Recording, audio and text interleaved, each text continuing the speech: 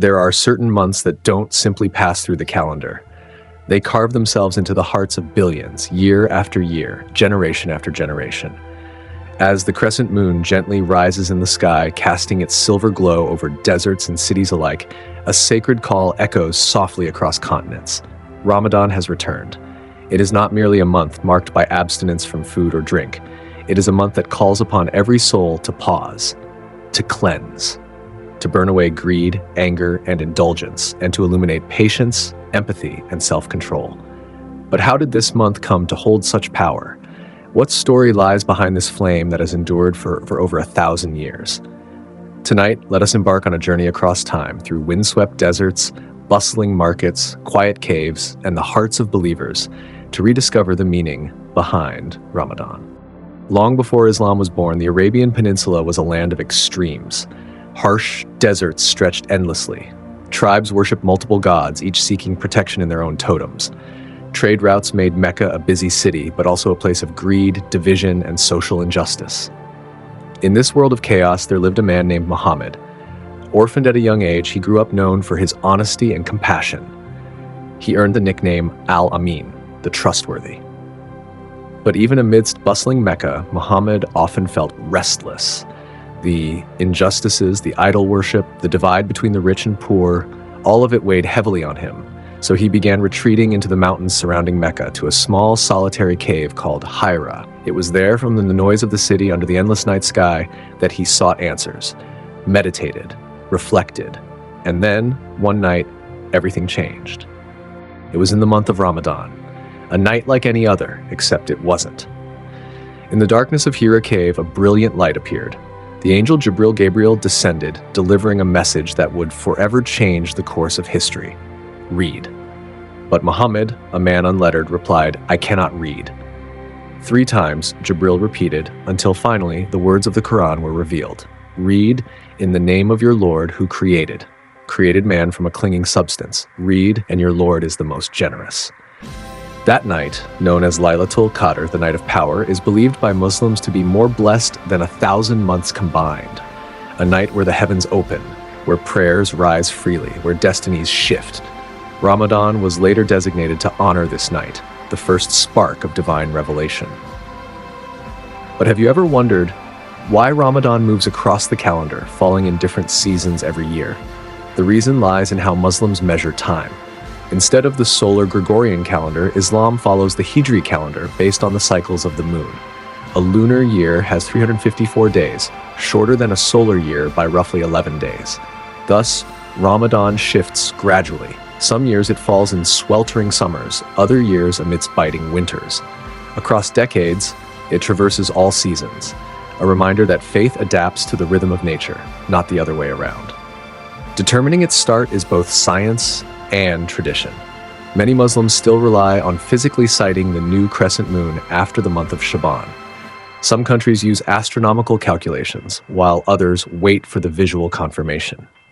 This explains why, even today, Ramadan may start on slightly different days, depending on where you are. Every day during Ramadan, long before the first light of dawn touches the horizon, Muslim households awaken.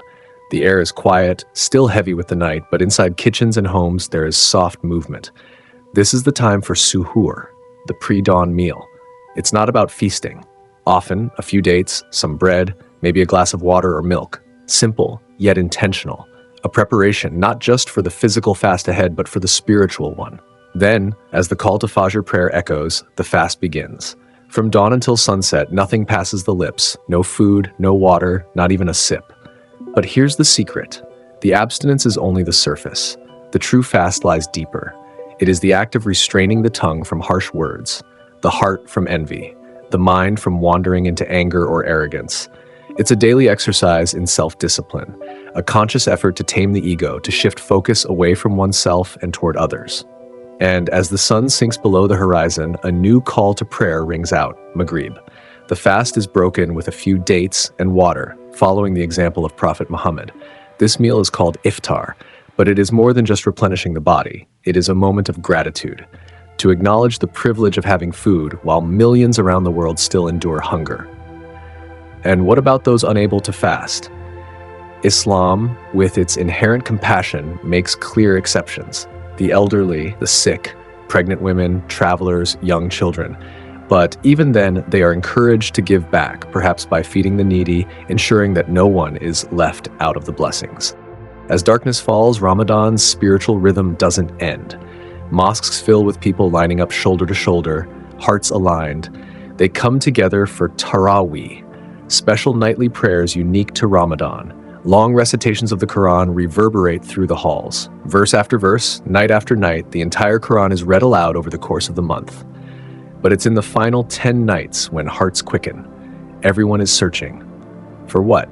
For Lailatul Qadr, the night of power, the night when the heavens opened. A night, Muslims believe, when destinies shift, sins are wiped clean, and prayers can carry more weight than in all the days of the year combined.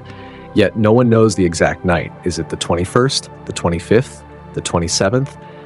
That mystery is deliberate, because the point is not in the knowing, it's in showing up every single night with sincerity. It's about persistence, humility, patience. As Ramadan draws to a close, one final act of giving is required: Zakat al-Fitr. Every Muslim, before celebrating Eid, is obligated to donate a portion of food, money, or essential goods. It ensures that even the poorest in society can partake in the joy of Eid al-Fitr. It's not optional. It's not charity out of excess. It's a responsibility, a reminder that spiritual purification is incomplete without caring for fellow human beings. This small act closes the month on a note of empathy and social justice.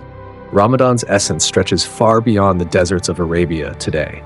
In New York, you'll find Muslims breaking their fast in Central Park, sharing meals with strangers. In London, churches host interfaith iftars, inviting Muslims, Christians, Jews, and people of no faith to sit together. In Jakarta, entire neighborhoods come alive at night, markets bustling with festive lights and smells. Ramadan is not confined by geography or ethnicity. It is a global rhythm pulsing through millions of lives. In a world that feels increasingly divided, Ramadan quietly reminds us that discipline can coexist with compassion, that slowing down doesn't mean weakness but reflection, that community is built not on uniformity but shared humanity. And when the crescent moon completes its cycle, when dawn breaks on the first day of Eid al-Fitr, laughter fills the streets, homes open wide, families reunite, old wounds are forgiven. But the real gift of Ramadan doesn't lie in grand feasts or new clothes or even in the festivities. No, the true treasure is subtle. It's the quiet transformation within each person. After 30 days of hunger, of restraint, of conscious kindness, you realize you are not ruled by your impulses. You are capable of patience, of generosity, of empathy far deeper than you knew. It begs a question.